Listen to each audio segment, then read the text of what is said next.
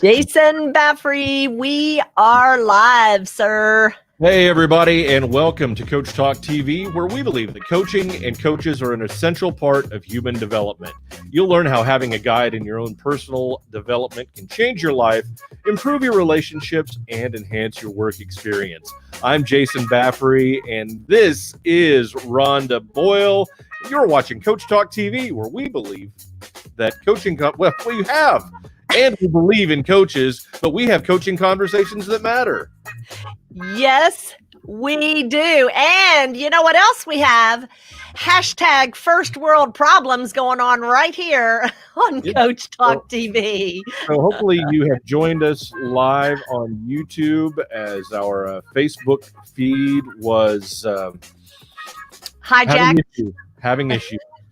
We're going to say hijacked is what we're going to say. And so so here we are live on YouTube, and hopefully you've made the jump over to join us. Of course, you can find us at coachtalk.tv. That'll take you to our Facebook page, where usually we are live, but right now we're going to be live on only YouTube. But if you found our YouTube channel, we're live on Coach Talk TV. Are we really? Okay. Oh, nice. It's streaming now. Yeah. Oh, so we have no worries then. We have no worries. We're all here with you guys. Okay. So nevertheless, we have a YouTube channel also. If you'd like to find that, you can go to YouTube and go to youtube.com/C/Coach Talk TV, or just search Coach Talk TV on YouTube. You can also find our podcast audio only on all of your favorite podcast outlets, including iTunes, Spotify, and all of the rest. Lots of cool stuff. So you can go back and listen as you're driving down the road, or walking on your treadmill, or walking through the woods, doing whatever you do. Listen to our beautiful voices. Jason, you're stretching it today. Yeah, hey, you know what? This is really hashtag first world problems. Hey, Beverly Griffith Bryant, good to see you this morning. Y'all come on in and say hey, and we would love to see you in the chat box, and we will love to know who you are. And to let us know that, you just go to StreamYard.com/Facebook. And so, what a crazy morning already. I'll tell you, it might as well be, because it is 2020, huh? Right, yeah. Most bizarre year ever. Hey, we sure are getting clear. And you know what? We have the amazing Dawn Landry on deck. She is in the green room right now. Can't wait to tell you her story. And so, we were talking earlier about how coaches are really instrumental right now in helping businesses and helping people make the changes that need to happen right now as we move into, new things. Yeah, it's a whole new world, and especially when it comes to business. And if you were with us yesterday and saw the episode with Scott Hunter from Great Britain, who kind of works with teams in that aspect, and works in some crisis management and that sort of thing. Lots of good information there on how managers can approach their teams and adapt to everything that's going on now. And I'm excited to hear what Dawn has to say about that as well, with her specialties. And it's just, if you're a manager and you're dealing with a team, you have to really take a different approach. If you're still working remotely, or you're managing people that are working remotely, your world may be completely upended now, because it's all different. Everybody's not in their office or cubicle or whatever they may have had before. So navigating the waters of the new workplace is going to be something that a lot of people are going to need help with. So thankfully, there's a lot of good coaches out there. Yeah, there really are. And, like I said, the coaches are really right in the middle of it, because they are able to take a broader view of the situation, because they're detached. They want the best for their client, and they help. What we do as coaches is help people move forward. This is a good point to consider what's different between coaching and counseling. For example, some people have true emotional issues that they need to get over, and they need to look at the past. And that's what counselors usually do. They look at the past and they bring it forward, whereas coaches work what is now and what you want in the future. And so it's a different dynamic, and it's one that a lot of people are starting to recognize, that coaching is, it needs to be in a place where it's common. Like, hey, the conversations, well, I was talking to my coach today, and Right. you have that kind of conversation because you're acting on some of the things that y'all had in the conversation. And so now it's the application time. So it becomes part of your routine, and part of the way that you move forward is to stay in the conversation. And I think it's becoming much more commonplace to think of utilizing a coach and utilizing that language in the business world. Whereas, typically if you think about having a coach, you automatically go to sports or some sort of physical training. But I mean, this is coaches are becoming more commonplace. And, as you say, more people are needing now to reach out and find coaches to utilize in their personal life and their business life to be able to navigate. And through all of the different tools that are out there, from the Clifton Strengths to the Enneagram and all of the others, right. There's a lot of different tools that you can utilize to be able to know yourself better, know how you fit with your team better, and just.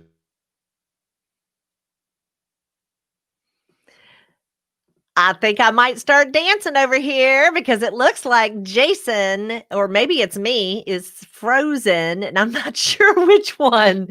So this would be a typical moment here where, did I say hashtag first world problems yet?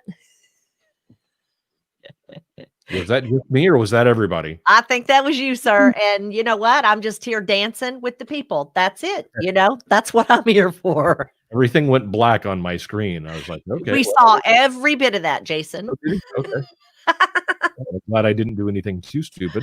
Oh, that's funny. Well, I tell you, I do agree that coaches are helping people through these crises that they're having. It's because some people really are. They're having so many changes that it becomes really rocky right now. And coaches can kind of come in and bring that. We empower people because we help them see that there is a way forward, a path, and that they figure out, just through the conversation. So anyway, I can't wait to talk to Dawn Landry. In fact, why don't we go ahead and introduce her, because she has had quite the twist, and we're going to talk about that. Dawn Landry is the founder of Authentizity, a coaching company that works to improve productivity in teams. She is a Gallup Certified Strengths coach who found herself using her talents and education to help her husband recover after a stroke. So that's what we're going to talk about, how she has been able to use her coaching skills and training to help her husband. So I can't wait to talk to her. Dawn, where are you? Come on up and say, hey. Hey, how's it going? Good to see you. So glad that you are here. And I can't wait for you to tell everybody your story, because really you've been a coach for, if I may say, decades. Right? And suddenly you found yourself in a completely new space with your husband. So tell us a little bit more about what happened, and then how you were able to get right into it. Yeah. So thank you, Rhonda. And thank you, Jason. Thank you both for allowing me to be here today. And I completely agree with everything that you have said so far. Those crisis management situations I've cut my teeth on back in the 90s when I first got out of college. And, but you don't really think of applying all those professional skills that you had in the business environment to when you have something personally happen to you, right? Mm-hmm. And so my husband, bless his heart, he's He's only 49 years old, but he's had 3 major traumatic illnesses, and one of which 10 years ago, he's a stage 4 cancer survivor for 10 years. And then last November, he, not that you have an expected stroke, but he unexpectedly had a stroke. I talked to him a half an hour before he was completely fine. And then he went into a full-blown stroke where he was 100% paralyzed on his right side of his body 2 days before Thanksgiving. And then it's been a series of, so 24 days in the hospital and inpatient rehab. And then as it turns out, there's a good ending to the story. He finished speech therapy. He's been in speech therapy since December, finished speech therapy last week. And so he's still recovering. No way, shape, or form fully recovered by now, but it's been an amazing journey overall, just to see and to witness. Just incredible that you would have that happen and then be able to turn all of your gifts and talents on to helping him get better.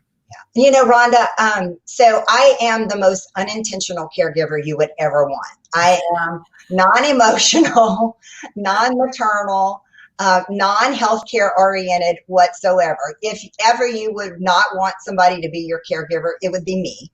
And so, but life, I always say life and God had another intention for me, and he has a funny sense of humor. And so when I'm in these situations, I actually, reflected back on them. We had done our strengths finders many, many years ago. So I kind of knew how he was wired, and being a strengths finder coach, I actually know how I'm wired. Again, it reveals itself more and more to me when I coach teams and whatnot, just because I see a lot of myself in those experiences that I had. And so as I'm going through this process with him in the stroke recovery, I innately did several things that as I reflect back on it, I was coaching him through his recovery. I was doing the things that I am naturally wired to do to be able to get him on the other side. And so individualization is my number 5. And so literally I was using his strengths to individualize a program for him. And a lot of his therapists and his doctors were like, we've never seen anyone do this before. Number 1 for him is context. Number 2 is focus. So he has to look back to look forward. And he has achiever activator also in his top 5. So giddy up is one of his favorite words. And so, and he doesn't like to start something if he can't finish it. So innately it was, Black Friday, 2 days after the stroke. It's 5:30 in the morning. I had come home to rest a little bit, and I'm driving in the car, and I'm like, I have to capture this stuff. Hey. So, are you still there? Uh-huh. Okay. And I'm like, I have to capture this. And so I literally started doing milestones of the day, and I took white paper and freezer tape to tape on the wall. So then that way every day he was able to look back at what he had done, even like a week before, to be proud of himself. And then I took I came home and I printed out all these pictures of our lives, because significance is his number 3. So I knew that I needed to remind him of the impact that he had on all of us overall. And I did some of those things that really just helped him. Not that he wouldn't have gotten to this point, but it really helped him in terms of keeping him in the mindset for him to be able to heal. And then it gave me purpose overall. So with input as my number 1, I leveraged this whole team of people that care and love us to help surround us when we needed it most. So it's been an amazing journey as I've witnessed it. And so I don't call myself a caregiver. As I've reflected back, I call myself a care coach. I love that. Yeah. So, because, care coaching itself, well, actually, I asked him, I said, I'm not a caregiver, am I? And he said, oh, no. And I was like, well, you don't have to say that resoundingly. And he said, but it wouldn't have worked for me. He said, I don't like anyone to be super mothering or smothering or that kind of thing. So I just, from us being, because we've been friends for 24 years, we were friends for 3 years before we even dated. And so just knowing him as I know him, I was meeting him at where he needed to be. And I learned a lot in the process. I'm a better coach having gone through his stroke, because at one point he couldn't speak. He couldn't speak for several months. And when he was able to start speaking again, he couldn't speak in highly technical or abstract kind of ways. So I had to talk for him. But then I also, when he could start to speak again, I had to give him the space that he needed to get to the words overall. So I'm a better listener having observed how to work through that process with him, and what works and what doesn't. There are people that would come to visit that would talk at him, that wouldn't allow him to get to the words. And there were people that would come and they would visit with him and they were like, man, I'm here. Take as long as you want to get to the word. And he just blossomed in those kinds of conversations and always looked forward to it. So it's kind of, what kind of listener do you want to be? And so I know that I will be a better professional having gone through this overall. Wow. Well, would that we all become better listeners and better professionals, but not that we would want to sign up for what you've been through. No, and then you have COVID on the other side of it, right? And oh my gosh. Coming through the fog of all of it, January and February were still kind of rough. And then March was going to be outstanding for my business. I had all these team building retreats and leadership related, vision alignment things that I was doing with some of my clients. And then the rug was just pulled out. And so the COVID gift, and I don't say that lightly, I know that there's lives and livelihoods that have been lost because of it. But the COVID gift to me was to give me the space that I needed to heal, because I was really tired. I didn't realize how much it took out of me. But I've been wanting to write a book for 20 years now.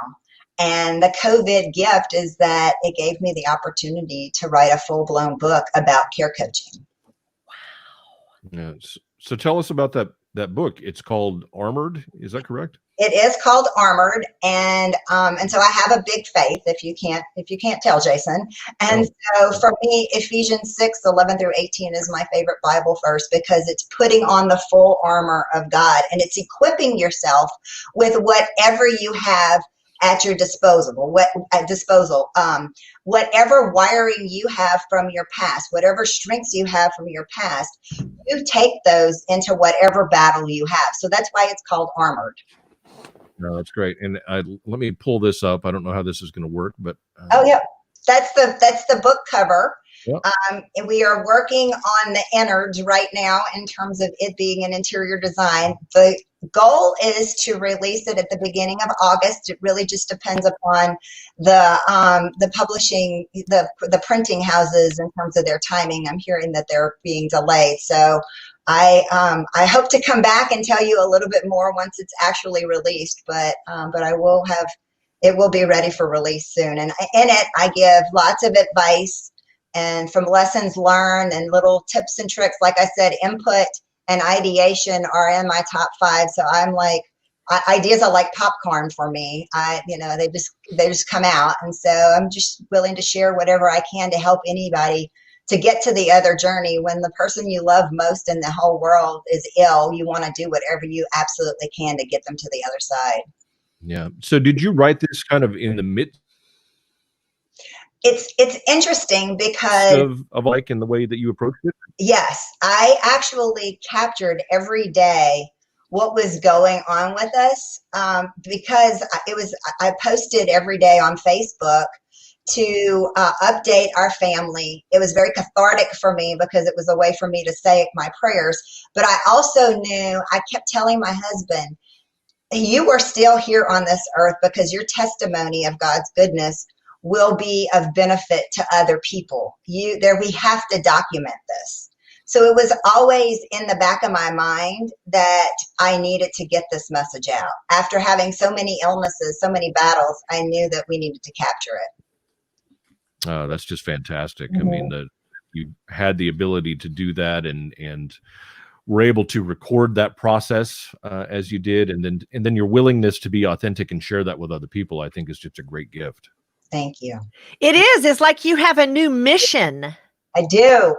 So yeah, while my business isn't going away by any means, it's morphing. And that's kind of the other piece of all of this is kind of transforming and being flexible and adaptable to transform in the crisis. Going back to your crisis word. Yeah.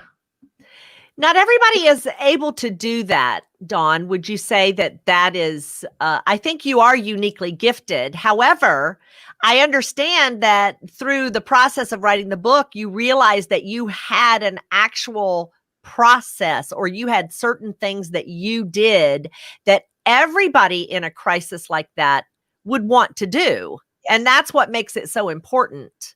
Absolutely. What the goal is on the other side of this is to even create some teachings and some trainings and some speaking around it overall. Because I can invariably, when people have a situation, whether it's a cancer situation or now a stroke situation. I used to say, I don't know brains, I know cancer, because I got a quick crash course in cancer because of my husband years ago. Now I know brains too. And so people come to me and say, what did you do to get through this? Or what did you get? And so I think that I'll be able to help people on the other side of this with it. I'm going to take the book and be able to adapt it to those types of trainings as well. Mm-hmm. Well, and I think there's, I'm sorry, go ahead, Jason. My bad. I can even see you working specifically with caregivers and caregiver groups and organizations to do training for them, to show them how to better deal with their patients and everything as well.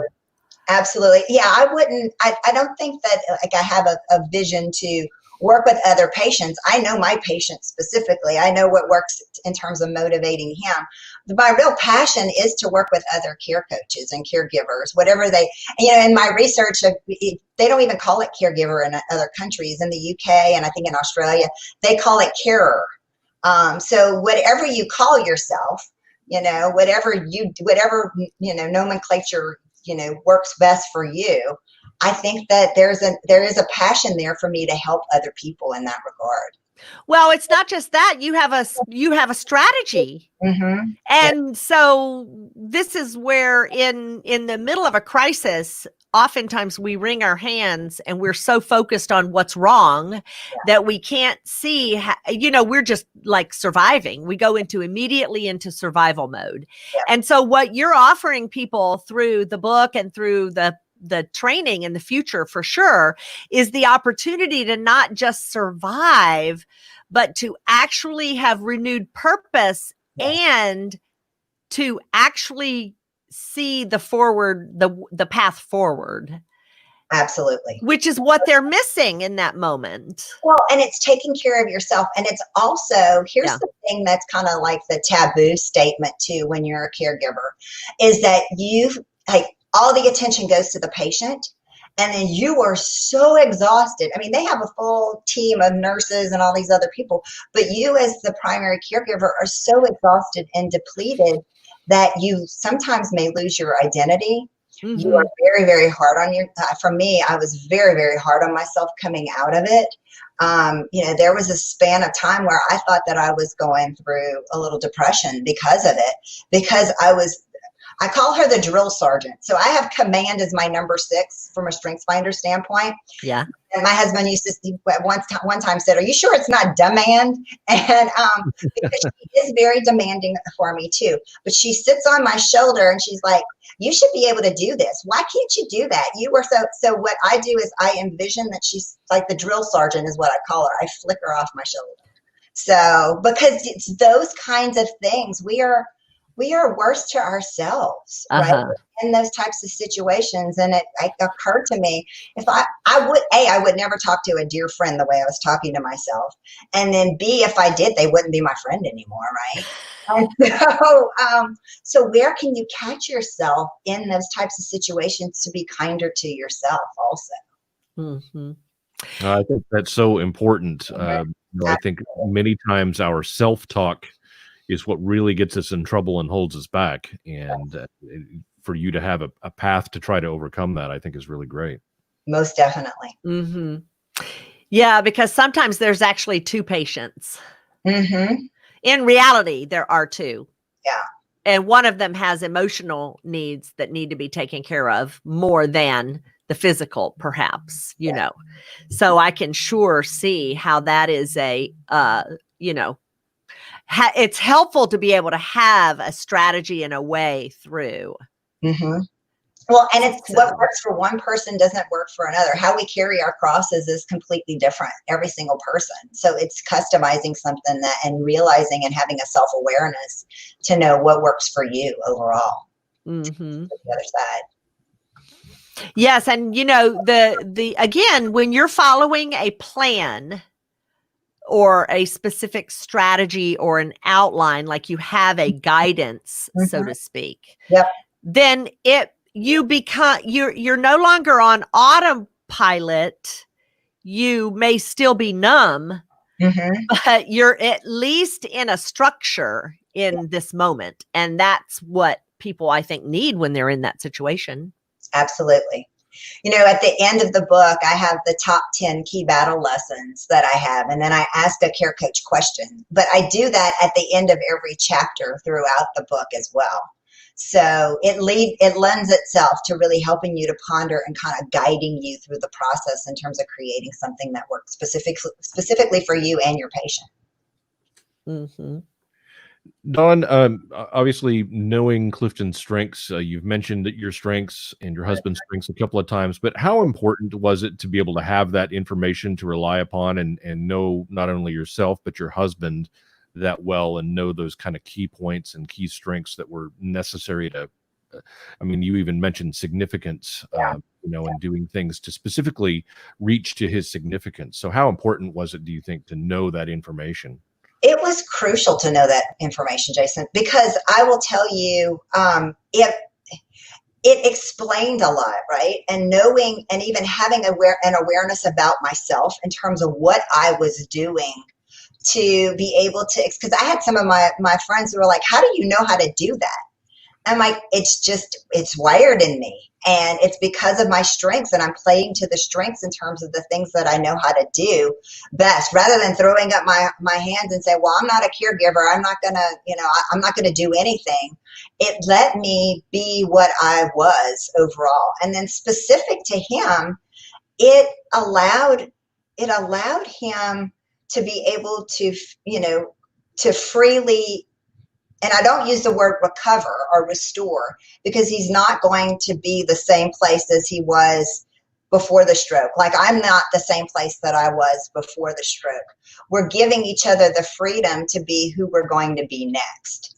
And I think that knowing your strengths only helps to further that. Does that make sense?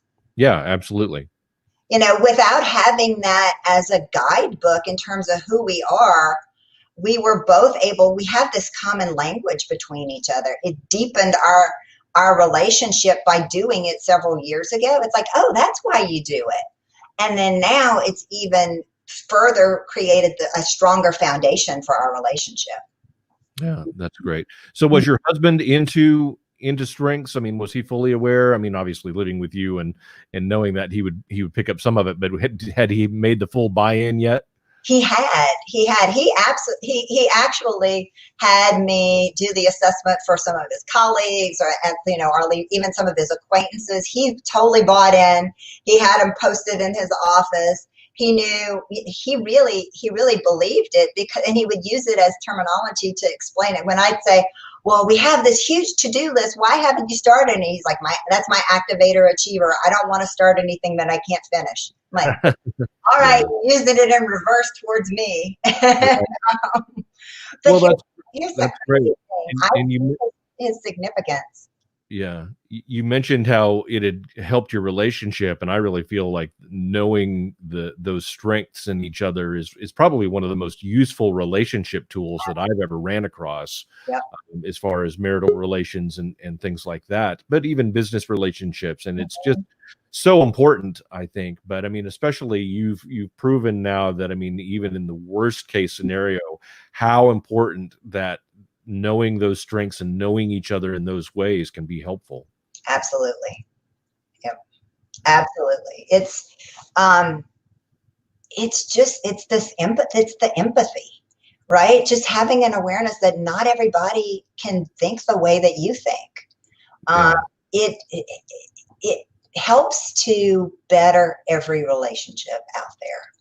And so, it's kind of that saying, 5 people walk into a conference room to have a meeting, and they come out and you ask all 5 people what happened in the last hour, and they're going to give you 5 different recalls of what actually happened in that meeting. It's because we all bring to the table past experiences, our strengths, our childhood, everything else. And with that gives a different flavor on the perspectives. Yeah. Yeah. Very good. Mm-hmm. So you have, you kind of developed this entire program. You now refer to yourself as a care coach. Tell us just a little bit more. Obviously we've heard the story of what you've gone through, but you've developed a full program now. How did you come about doing that? By being really reflective in terms of what I was doing during that time. Like I said, there were so many things that I did that were just so innate that I just can't even believe, when I'm on the other side of it, that, oh yeah, well, that's me using my natural strengths to be able to do that. Being able to recall all of that and then write it all down so then that way it could be of benefit to someone else is really kind of what the program is ultimately. And then what I hope to do is even take that, and very much like my listening, being able to apply it on the business side of things as well. Yeah. And I have to imagine that your husband's been supportive through that process for you with the writing of the book and everything that you've done. Yeah. Oh, he read the book. I would tell him the stories. He's part of the stories. But I would tell him the stories. And then when I got to a point, he didn't want to read it until it was completely finished. And he said, he had a couple little, areas there he asked me to tweak just because I didn't get it 100% right, but he's very proud of it. When I had the idea in terms of motivating him, I just told him, I'm like, you are a testimony. You are an inspiration. This is speaking to his significance, right? You are here to inspire and encourage other people with what you've been through. And I'm like, we are going to co-write a book, and it's going to be called In Sickness and in Health, and it's going to give the caregiver perspective and the patient perspective. And this was in January, and he was all bought into that. But as we got further into the spring, it became apparent to me he's still living his story. And I was ready to tell the caregiver side of the story in this process. So what we agreed to was I was going to get this piece of the story out, and I'm collecting and documenting all of his perspective, because there will be a subsequent book that gives the patient's perspective as well.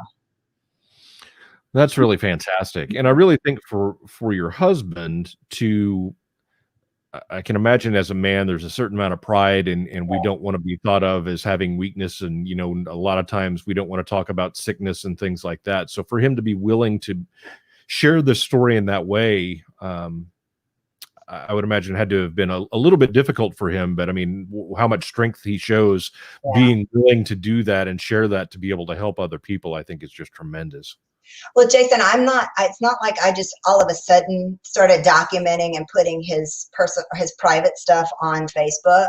Yeah. I am only carrying forth the legacy that he put in place when he went through his cancer treatment 10 years ago.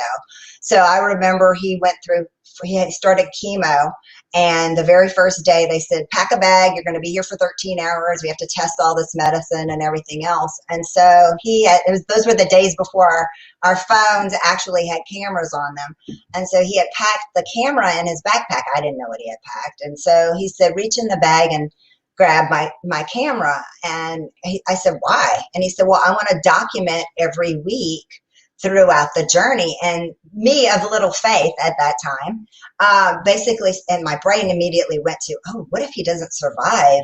I'm going to be stuck with all these awful pictures of him going through this. But my heart was right here in my throat. I did a big gulp, and I'm like, okay. And so every week I took a picture of him, and we documented him. 6 weeks worth of chemo, 7 weeks worth of radiation where he was going 5 days a week. And he put it out there on Facebook, but not only did that, actually coached cancer patients with a similar kind of cancer through it using that photo library that he had created. And so I was only in his stroke mission, he couldn't do that for himself. So I was just carrying forth the legacy that he had already put in place 10 years before. Yeah, that's just amazing. Yeah. He's an amazing human being. And it's not just because he's my husband. Yeah. I have friends that are like, you guys have been through so much. How are you not moping? I'm like, look, I have a 2-minute pity party every once in a while. And then I let myself have it. I curse, I spit, I punch something, whatever else. And then I pick myself up, because if he's not moping, why should I mope, right? What do I have to mope about if he's not moping? Yeah. Well, I think you both are very inspirational, and I know your book is going to help a lot of people, and I think your story is just fantastic and amazing. I know in the midst of that, and I mean, I can't imagine having to deal with that kind of sickness and everything, but I mean, what you are, that, like you said, the testimony that you now have to be able to help other people is going to be incredible. Yes. Yeah. It's amazing. It really is. And I love how you followed a pattern that he had already created. Mm-hmm. And you knew that. And this is what I believe caregivers, carers, care coaches all have to struggle with in the beginning, because they can't see that in this moment. Yeah. All they're looking at it, they're doing what you did. Like, oh my gosh, well, what if he doesn't survive? Mm-hmm. And I think those in a crisis, those happen. My husband broke his ankle 18 months ago. And I remember thinking, oh my gosh, what if he doesn't walk again?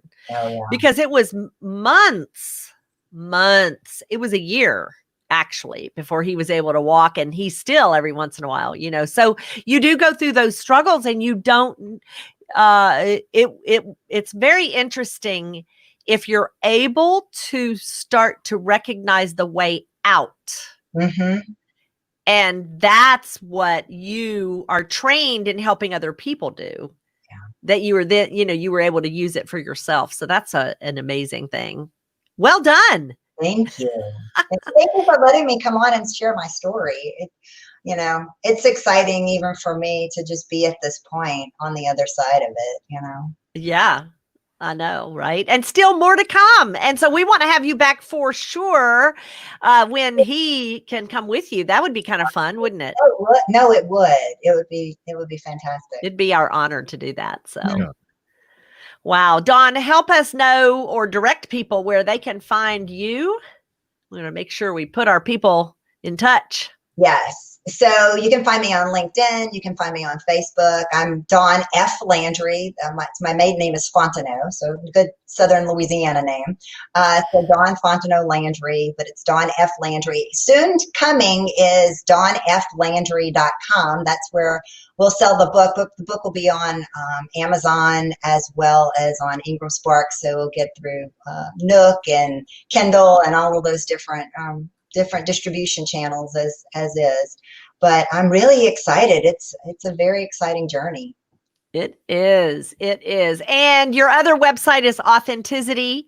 Authenticity.com. Yes. Thank you. Thank you, Rhonda. You bet.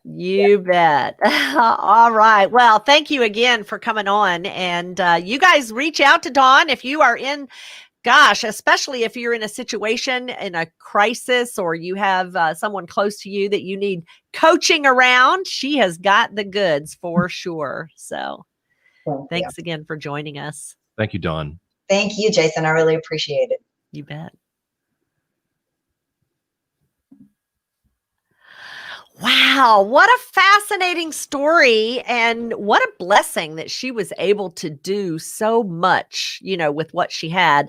And that's what we need to know when we're in the middle of a crisis, is that we have a toolbox, of things that we can use. We just may not be able to see them unless someone coaches us through that. So, yeah. Wow. Well, and even, I mean, I think knowing her own strengths and her husband's strengths were so important into how she was able to approach that and adapt it. in those situations. So again, just another reason that taking those types of assessments and knowing yourself, knowing your partner are really vital, I think, in a relationship. Absolutely. Well, what an exciting 10 days we've got planned for you. Today was day 2 for the Discover Coaching Series right here on Coach Talk TV. And tomorrow we have Mr. Anas Aldahood coming in from Dubai. All right. We go international. It was exciting. Yeah, we'll be here at 11 a.m. tomorrow and at other times the rest of the week and all next week as well, bringing you amazing conversations with coaches. Thanks for joining us, everyone. Yeah, Jason. Be sure and find us at coachtalk.tv. You can type that into your web browser. It'll take you right to our Facebook page, or if you're in Facebook, just type in Facebook Coach Talk TV into your search bar. Also, be sure and check out our YouTube channel. Go and subscribe and ring the little bell to get notified, especially in the next 2 weeks when the new shows pop up. You can also find our audio podcast. You can listen to us on iTunes, Spotify, and all of your other favorite podcast outlets. And for Rhonda Boyle, I'm Jason Baffrey. Thanks, everybody. Have a great day, and we will see you tomorrow. Thanks, everyone. Bye-bye.